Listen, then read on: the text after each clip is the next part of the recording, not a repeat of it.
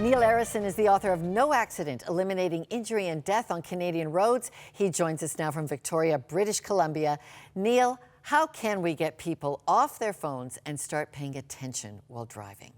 Well, lots has been done in that regard already. Every Canadian province and territory has a law now in effect, and there's been lots of major campaigns.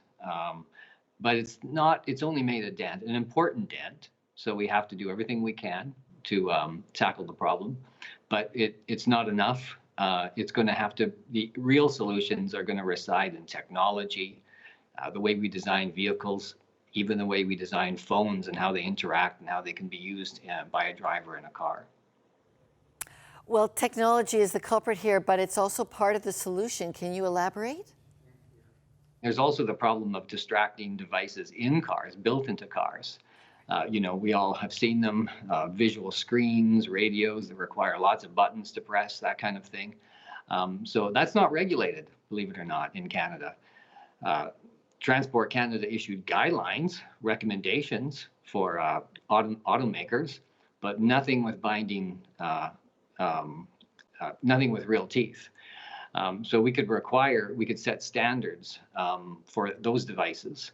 And then it might sound radical, but a former district attorney in the US wrote to Google and Apple and the smartphone makers in 2014, asking them to install devices on their mobile phones so that when they're in motion, they are actually switched off. You could also have the zone around where a driver is in a car configured by the automaker so that a cell phone is inoperable in that space. So those are the real types of solutions that would see really big gains, not just in Canada, but across the world. And those numbers of deaths and injuries would add up hugely across the world.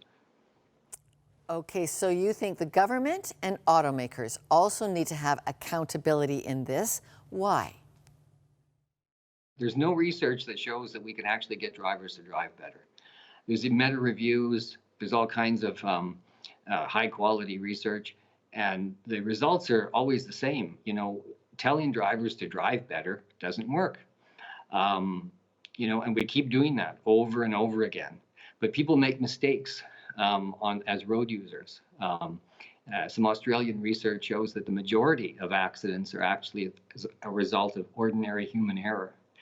And then there's the egregious side, egregious errors, speeding and all of that. So we need to do more about those things.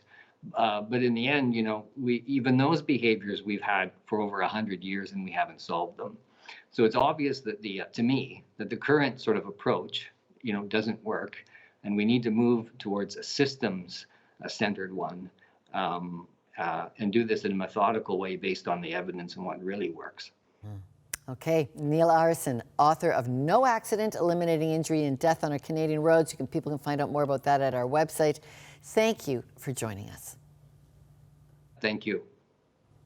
Thank you for liking, commenting, and subscribing. What do you think about today's topic? Let us know in the comments.